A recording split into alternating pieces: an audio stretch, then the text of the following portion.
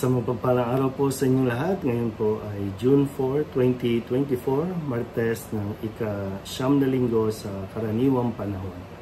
Ating pong unang pagbasa at pagninilay ay hinango mula sa ikalawang sulat ni San Pedro, chapter 3, verses 12 to 15 and verses 17 to 18. Mga pinakamamahal, samantalang hinihintay ninyo ang araw ng Diyos, magsikap kayong mabuti upang madali ang pagdating ng araw na iyon.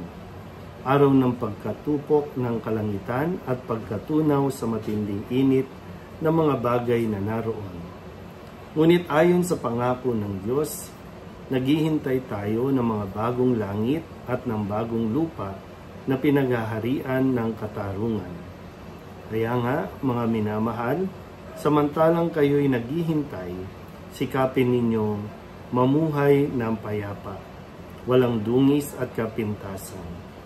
Alalahanin ninyo, kaya nagtitimpi ang Panginoon ay upang bigyan kayo ng pagkakataong maligtas.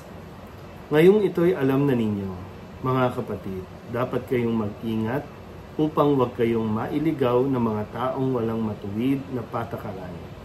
Sa gayon, hindi kayo matitinag sa inyong mabuting kalagayan. Ayon sa kagandahang loob ng Diyos, magpatuloy kayo sa paglago, sa kabutihan at sa pagkakilala sa ating Panginoon at tagapagligtas na si Jesucristo. Sa Kanya ang kapurihan, ngayon at magpakailanman. Ang salita ng Diyos. Muli po, isang mapagpalang araw sa inyo pong lahat.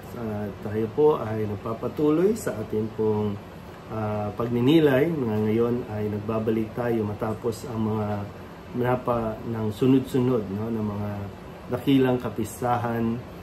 Ngayon ay tinuturing ito na yung mga karaniwang panahon. Ito yung mga public ministry na ginawa ni Jesus. At sa ating pong unang pagbasa, dahil sa puntong ito, kumbaga, ay si Pedro na ang nagpapatuloy bilang pinagkatiwalaan ni Jesus ng mga laga sa simbahan.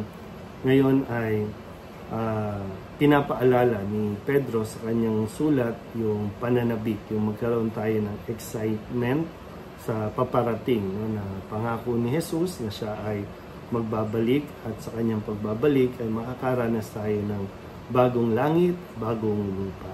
Pero dito ay sinabi rin niya na kailangan tayong habang nananabik ay nagpapatuloy naman tayo sa tamang pamumuhay, yung naaayon sa mga turo o aral ni Jesus. Kaya sabi niya, yung pakikipag-ugnayan natin sa Diyos ay kailangan magpatuloy sa anumang mga sitwasyon o pangyayari sa buhay natin. Tiyakin natin na huwag tayong mailigaw ng mga taong mapanlinlang at mga tao na minsan po magaling magsalita, magaling mangaral, pero sa kalaunan ay naililihis tayo sa tamang landas dahil nga napapaniwala tayo doon. Kaya ang paanyaya ni Pedro ay mas maging mapagmasid o mas maging focus tayo doon sa atin pong mga narinig na mga aral mula sa Kanya. Kaya sikapin natin sa abot ng ating makakaya habang naghihintay tayo. Dahil darating at darating ang araw ng pagbabalik ng Panginoon at tinaasahan na sa Kanyang pagbabalik, lahat po tayo ay handa. Muli po, isang mapagpalang araw sa inyo pong lahat.